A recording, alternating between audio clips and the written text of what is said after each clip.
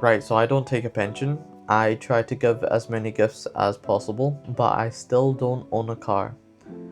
In this video, I'm going to be going over all of my finances as a first year degree apprentice, showing what I've learned and everything that I could be doing wrong with my finances. Right, so for some background, I'm Essen. I'm a first year degree apprentice and I moved out when I was 18 for this opportunity. So it was my first time learning about rent, taxes, groceries, and having to even think about all this adulting stuff. So in this video, I just want to share what life is like on a first year apprentice salary. I'm going to be going over my income, how I spend it, as well as where I'm able to save, and I'm also going to be trying to justify why I make all the horrible financial decisions that I do. Right, so first things first, my salary.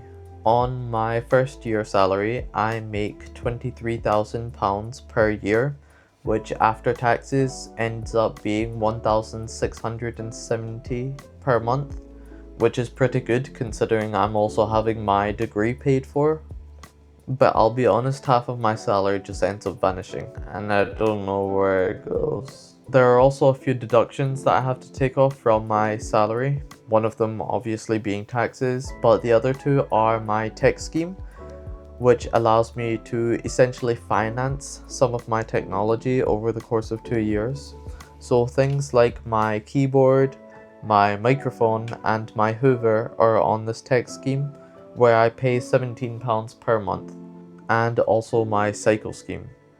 So funny story, I originally wanted an electric bike and I took out £600 as a loan for the cycle scheme because I saw a bike that was available for under £600. But it turned out that the stores my company partnered with for the cycle scheme, they don't sell any electric bikes under £1,000.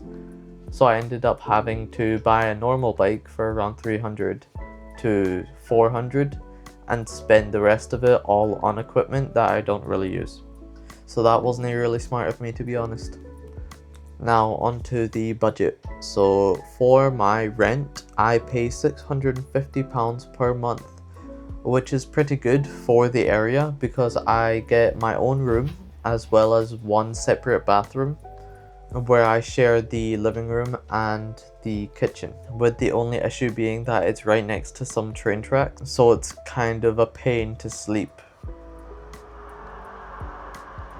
or record these without being rudely interrupted. Now I budget £250 per month for food. I usually don't spend that much though, because I usually just buy the cheapest ingredients at Tesco, but I like to have a little extra just in case, because you can't really skimp out on food without sacrificing your health. So now my subscriptions, I pay around £25 per month for my gym membership.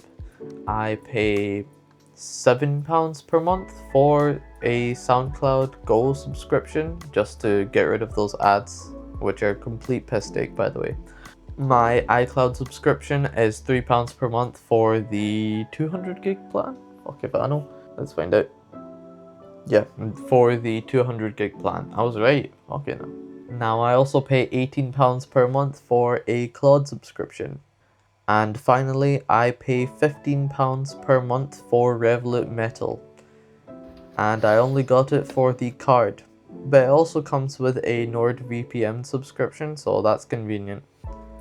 The reason I got metal was because I'm trying to go for a certain theme, if you couldn't really tell. A really niche and unique color scheme, naturally. It's not like anyone's ever done it before. It's not like there's a literal term for the exact color scheme that I'm going for. Now for savings, I usually just save 100 quid per month flat out, but I also use, which from the name you can guess, rounds up any purchase that I make on a specific card and just deposits that amount into my savings account. I'm not sure exactly how much that helps me save per month, but it has made a substantial difference, that's all I can say. For investing, I just put £150 into a stocks and shares ISA. I don't really think about it too much, I'll be honest.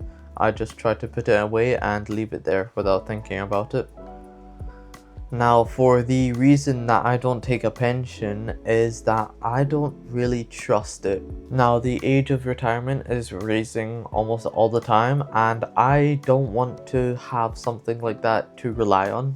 What I want to do is use the absence of that security to essentially push myself to make more money in order to sustain myself rather than relying on pensions that I saved before. Is this a bad decision? We'll find out when I'm 70 and living under a bridge or something. But before then, I'm going to keep going with it. And if you do want to see me living under a bridge in 50 years, that's not very nice.